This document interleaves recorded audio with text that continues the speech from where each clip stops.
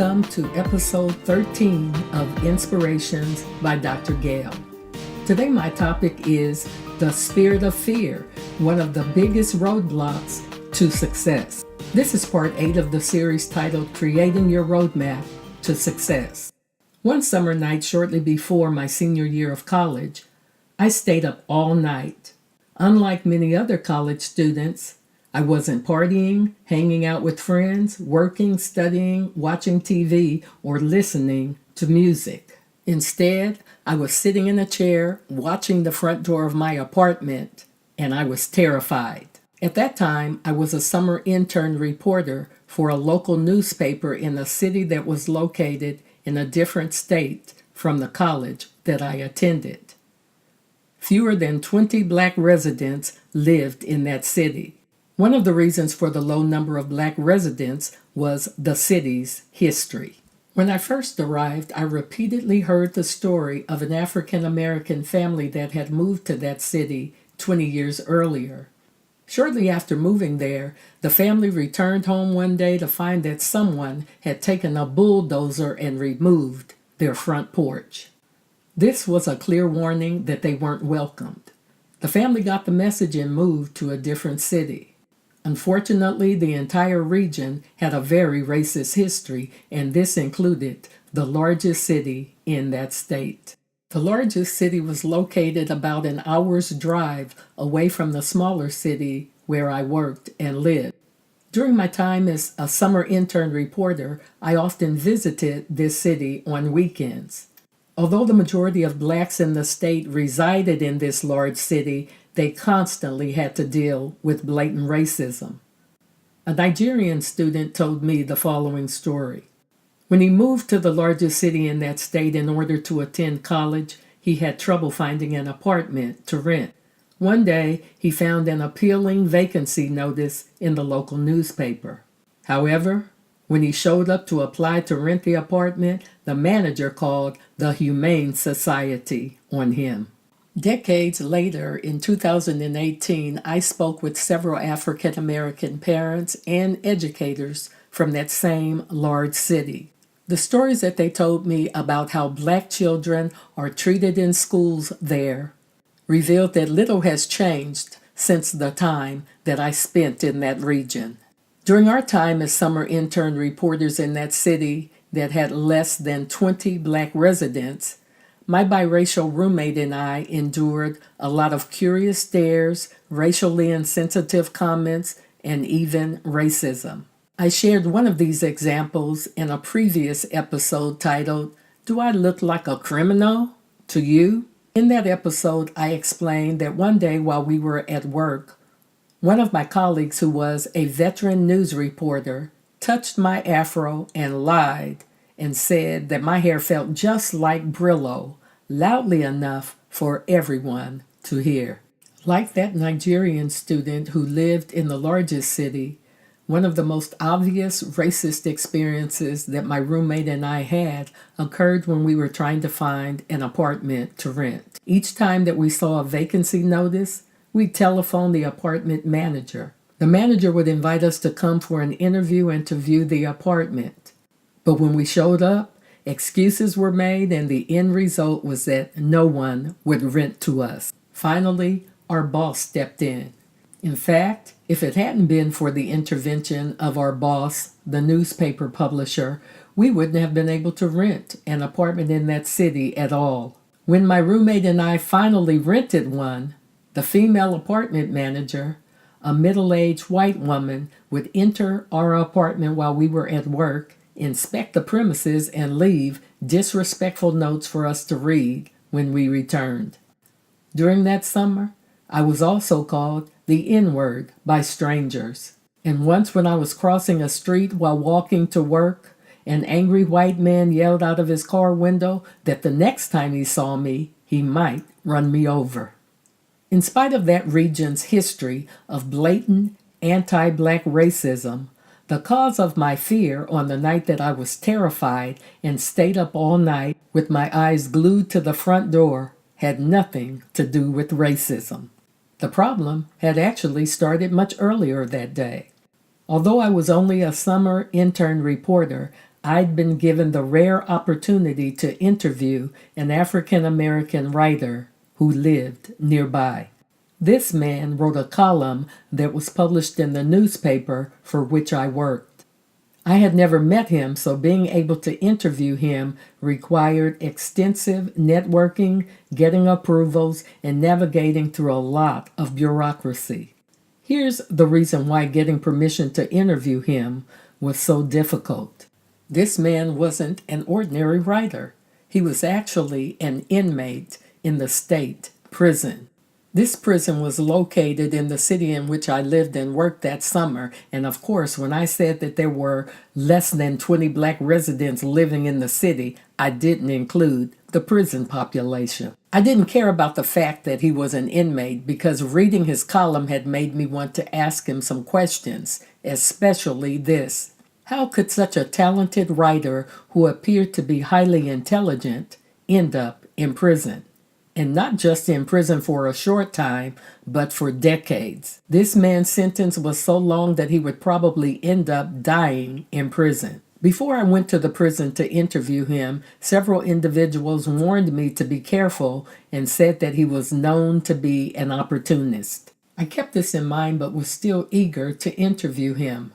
When I arrived at the prison, my first shock was seeing a huge number of black and Native American men on the prison ground located on the other side of the chain-link fence that separated us. It seemed to me that the majority of the black men in that region must have been behind that chain-link fence because that day I saw more black men than I'd seen during my entire stay in that region, including my visits to the largest city in that state. After going through the prison red tape required for all visitors, I finally got to meet the newspaper columnist. When I saw the middle-aged writer, I was shocked for the second time that day. Not only was he totally bald, but he also had no eyelashes or eyebrows, which he later explained was caused by a genetic disorder. In addition to being hairless, he was missing several teeth.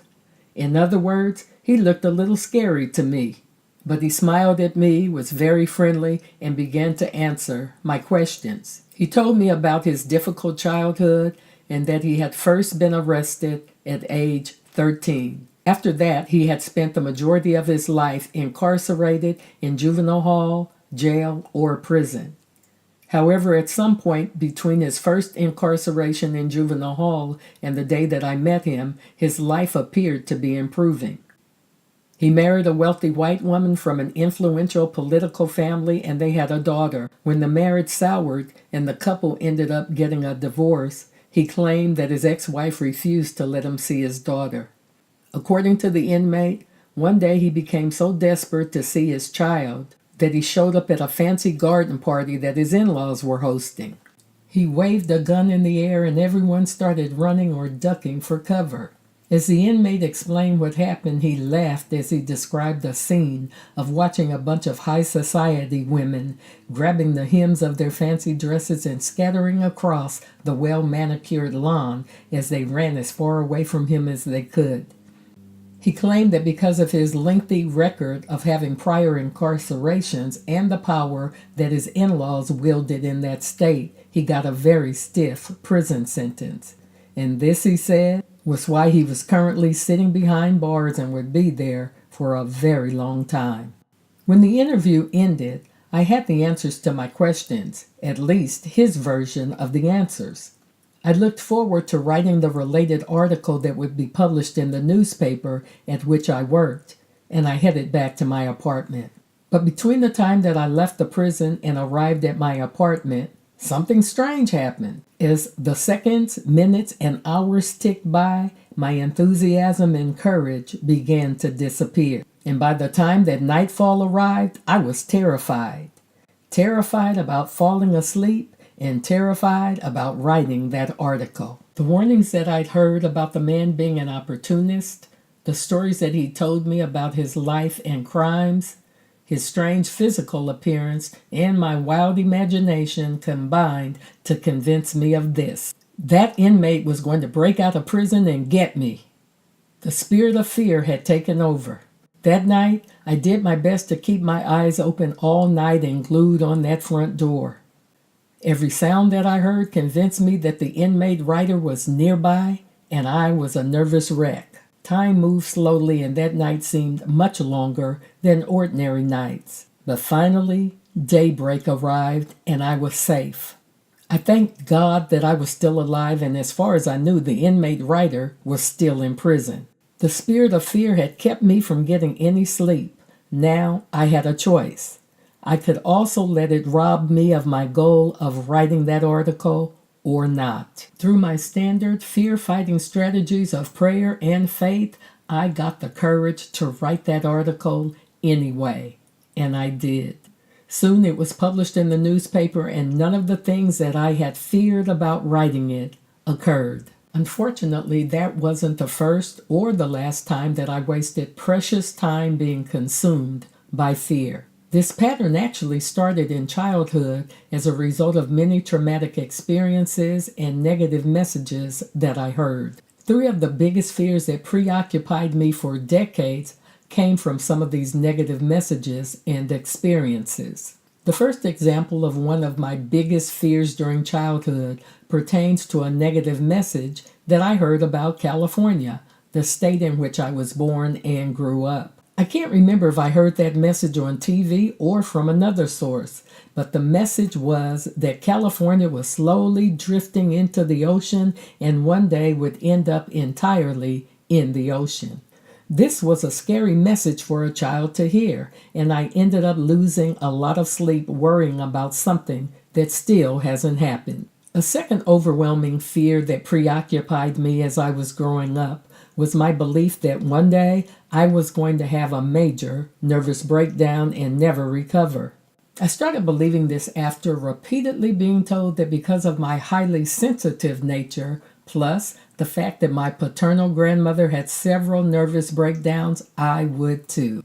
Because of this, throughout the years, whenever I experienced a huge problem and tremendous stress, I would literally wait for the big nervous breakdown to occur. After years of waiting for it to happen, I finally decided to do some research about my paternal grandmother. In order to get more information about her mental health, I talked to some of her relatives. It turned out that a specific type of fear that she'd harbored for years contributed to her history of having nervous breakdowns. This revelation changed my thinking about my own fate and convinced me that despite the messages that I had internalized since childhood, I hadn't inherited a nervous breakdown syndrome from her. Since then, I've never been fearful of having a nervous breakdown, nor wasted time waiting to have one. Furthermore, on several occasions I drove past the mental health facility in which my paternal grandmother was once hospitalized and thanked God that the childhood fear that I wasted so much time obsessing over never happened. A third big fear that consumed me for many years actually resulted from a series of traumatic experiences that caused several of my immediate family members to die at relatively young ages. Because of this, I spent many years believing that I was going to die before reaching middle age. For this reason, I rushed through my doctoral program, became a workaholic, and was always in a hurry to complete projects. Now that I've reached middle age, I realize that I could have spent those years working at a slower pace, enjoying my husband and children more, and enjoying life a lot more. The list of irrational fears that I've had is pretty long, and I could share many more examples. Instead of doing that, I'll explain 10 of the lessons that I've learned about fear. Number 1, fear is a normal emotion. Number 2, fear is an important emotion that can even save your life in times of danger.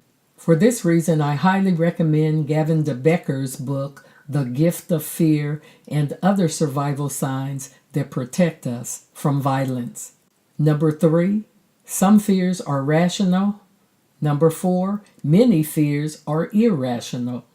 For example, because of negative messages and stereotypes, many individuals fear black males and those in positions of power often mistreat black males, and that includes little black boys in preschool and in K through 12 schools, as a result of this irrational fear.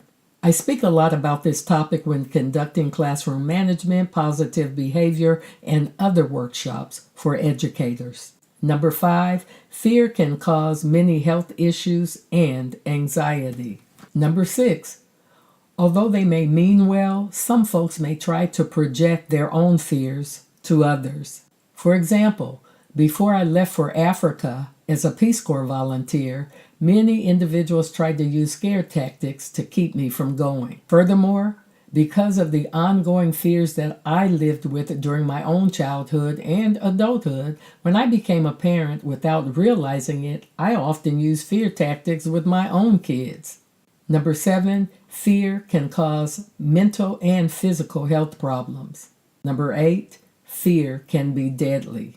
In his book, Breaking Rank, a top cop's expose of the dark side of American policing, Norm Stamper, a former police chief, said that fear of black men, especially dark-skinned ones, is why many police officers beat and shoot black males. Number 9, fear of failure can lead to procrastination. Number 10, fear can keep us from moving forward towards our goals. For example, I knew a man that spent nearly 20 years in a doctoral program because he had a hidden fear of becoming successful. He felt more comfortable being a student than a person who had a PhD. Number 10 is related to the main point that I hope that you'll take away from this episode. In order to prevent fear, including fear of failure, fear of what others will say, fear of success, and other fears, from hindering us from pursuing our passion, purpose, and goals, our roadmap to success should include strategies that will help us to continue to move forward in spite of fears. Stay tuned for this week's Personal Empowerment Challenge. This week's Personal Empowerment Challenge consists of 5 exercises. In your personal empowerment notebook or journal, please do the following.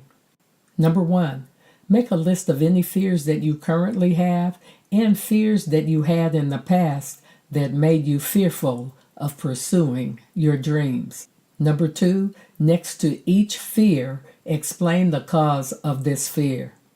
Number 3, make a list of effective and healthy strategies that you've used in the past to handle fear. For example, 2 of the strategies that have really helped me are remembering the scripture that says, God didn't give me a spirit of fear, but of power, love, and a sound mind.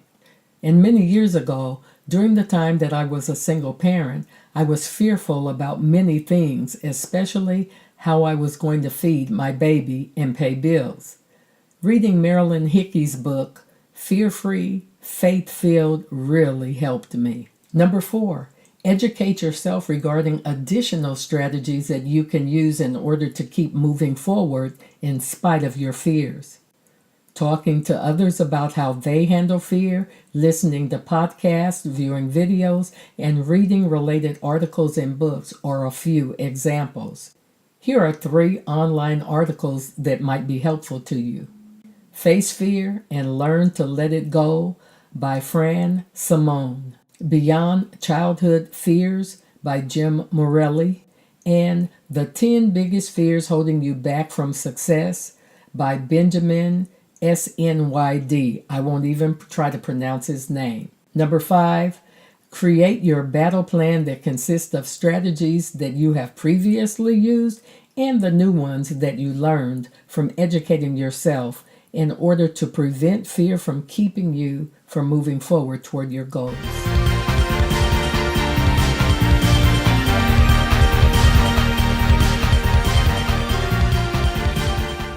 Thanks for tuning in today. I hope you'll tune in next week to hear talk is cheap, but goal setting is crucial. This is the last part of the series, Creating Your Roadmap to Success. For more information about Inspirations by Gail, LLC, please visit my website, www.drgailthompson.com. If you haven't already done so, please subscribe to this podcast and hit the like button.